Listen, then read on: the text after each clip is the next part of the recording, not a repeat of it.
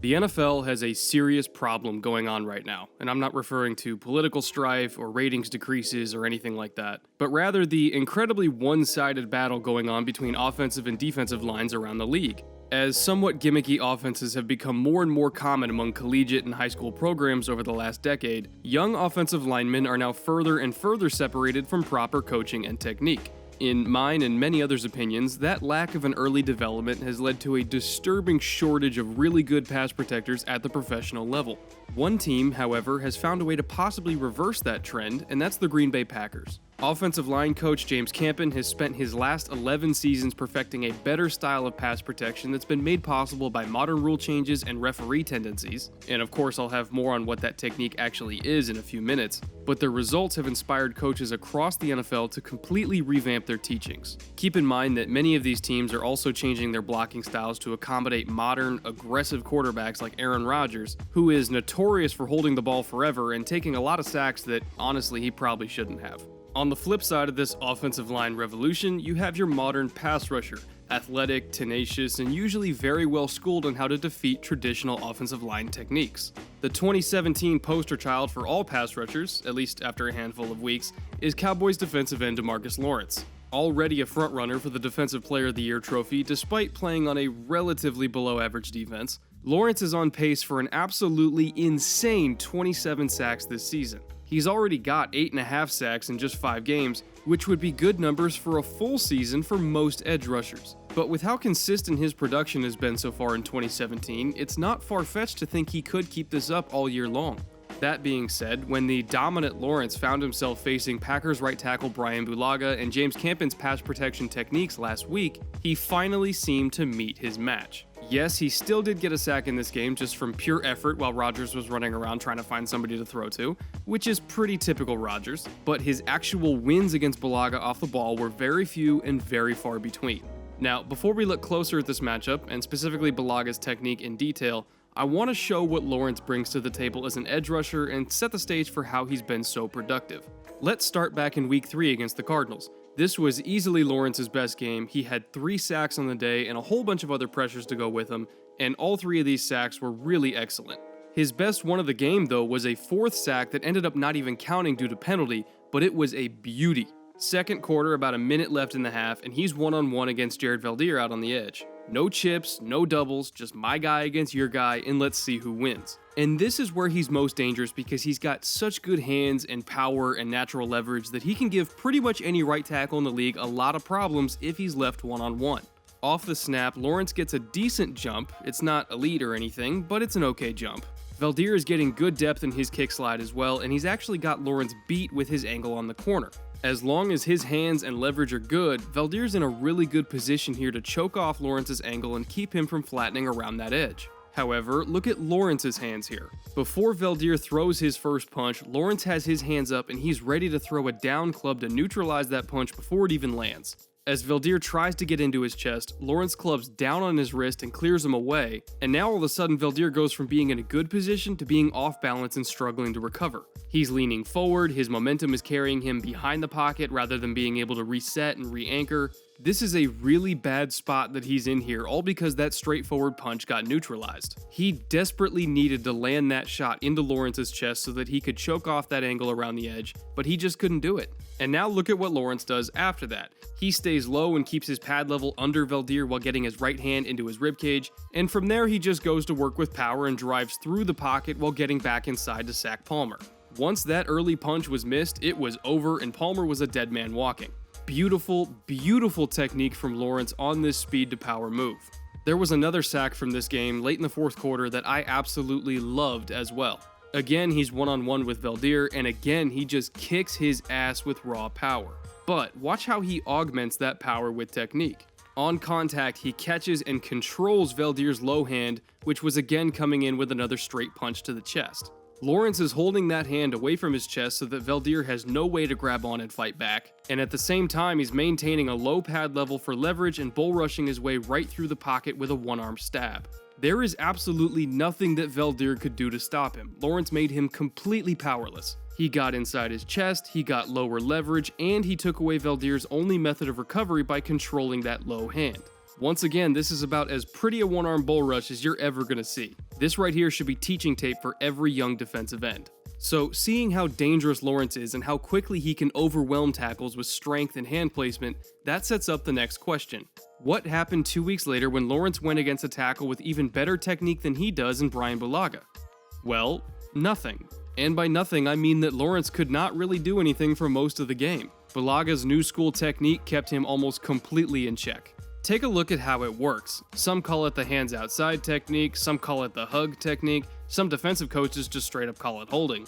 Personally, I prefer calling it the hug technique because that's basically what it is. Instead of punching straight and inside to the chest, the hug technique has blockers swing their hands wide like a hug and up into the shoulder pads of the defender, just like Bulaga is doing here. Grabbing onto the pads allows you to control all lateral movement from the rusher so they can't go around you.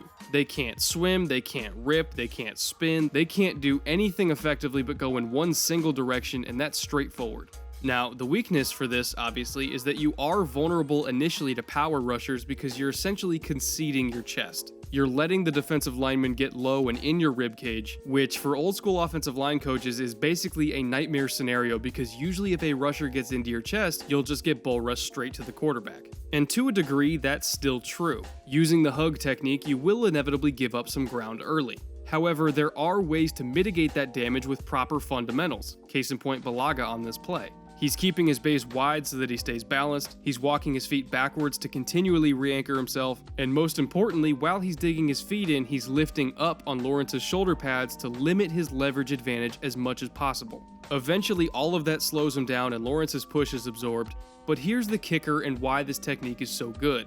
Even if Lawrence wanted to throw a counter move in the middle of that bull rush while Bulaga was trying to re-anchor, like an arm over or a spin or a rip, anything of that nature, he would not be able to. Bulaga has him by the shoulder pads and he's got leverage with a wide base, so there is no way for Lawrence to counter laterally in either direction. He physically cannot move and get away anymore once he's committed, so once he's locked in and that bull rush starts to stall out, it's over. The rush is done. For comparison's sake, on the other side, Lane Taylor is a perfect example of what happens when you fail to execute this technique. Taylor misses and cannot get his hands outside of Tyrone Crawford's shoulder pads. His punch is inside and it gets immediately swatted away and he gives up the sack.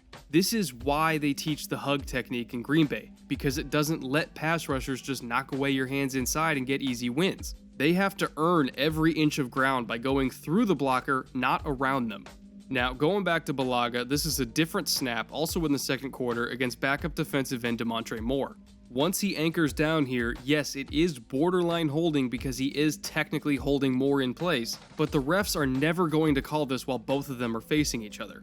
They would only call a hold if Moore was able to fight away from Bulaga's frame and get to one side or the other while having his pads or jersey tugged on. But that's easier said than done because Bulaga's holding him there in the first place. If they're not going to call a hold until you get away from him, but you can't get away from him because of the hold, then no hold is ever going to be called. That catch-22 is how the Packers get away with it, and that's the beauty of this technique, or rather the annoyance with it if you're a defensive player. If you're a strong enough blocker to not get beaten on that initial push, then you just won't be beaten at all.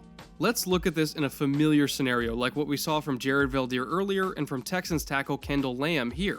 Another reason why you teach the hug technique is that it helps you against the speed rush and against the dip and rip combo. If you're just trying to land a traditional straight punch inside while kick sliding, like Lamb is trying to do on Jaguars defensive end Yannick Ngakoue, a lot of tackles subconsciously stop moving their feet because they're trying so hard to put all of their strength and momentum forward into that defender's chest. They forget that they still need to get depth as well.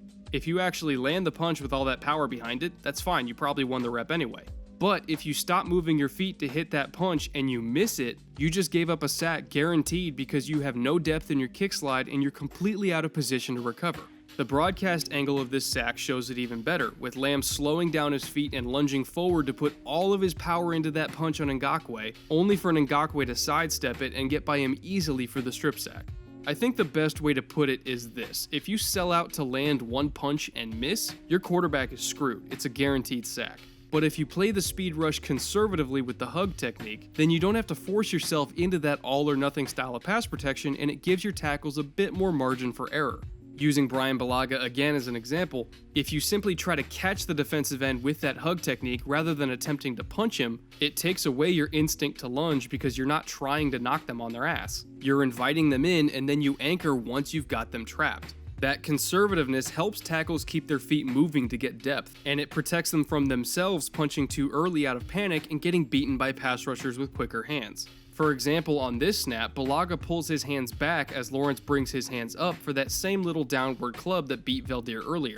He knows the club is coming, so he pulls those hands out of the way so that Lawrence has no target to neutralize. Bulaga's waiting for Lawrence to make the first move, and then he goes in to grab him.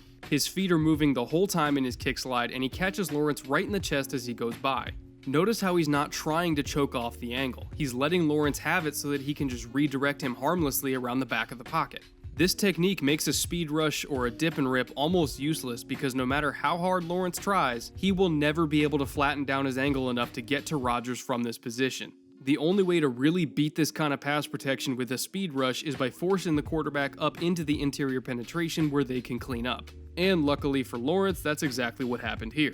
He got some help from the inside rush and they got the job done for him. But individually, in a vacuum, Bulaga never gave Lawrence a shot here, not even close. Over and over and over throughout this game, whether it was Lawrence or another rusher like Demontre Moore, no matter who it was, Bulaga was able to use the hug technique to gain control of their lateral movement. And once he was able to anchor down against their power, it was all over. And for the record, no Packers offensive lineman was called for a single hold all day long. The hug technique has been extraordinarily effective for the Green Bay line, and that's why I always consider their games against the Vikings front seven to be must-see TV. Of course, these two teams are conveniently playing in Minneapolis this weekend, so there was really no better time than now to produce this exact video.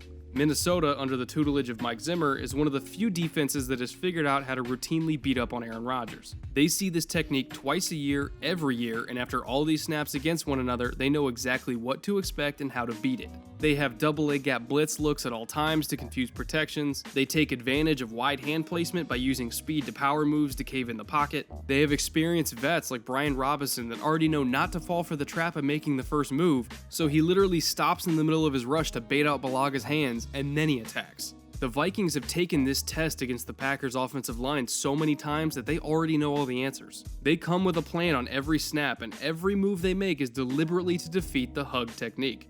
They rush smarter, not harder. All that being said though, whether or not the Vikings have the Packers figured out, to me what's going on in Green Bay is still remarkable. Just think about it, they found a way to, in essence, legalize offensive holding.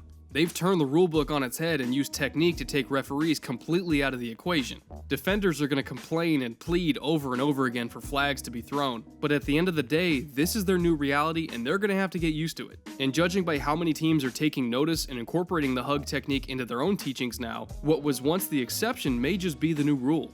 So here's a message to all the defensive line coaches out there. When you're facing the Packers, don't panic, don't get frustrated, and don't complain.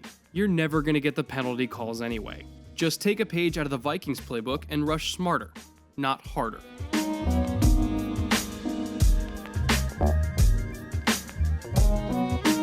Thank you so much for watching this week's episode. This Packers-Vikings game is, as usual, probably going to come down to how well the Minnesota defensive line plays against the Green Bay offensive line. So honestly, it could go either way, and that's reflected in the betting line for this game being fairly tight as well. And that's where our extremely generous channel sponsor comes in, the BetDSI Sportsbook, with a completely free $25 wager credit that you can use to bet on any game at any time. Just enter promo code FILM25 and you get that free $25 credit to play with at no cost to you, and any money you win from those wagers is 100% yours. You can keep it, you can double down with it, you can do whatever you want. So head on over to our friends at the BetDSI Sportsbook and get your free credit today.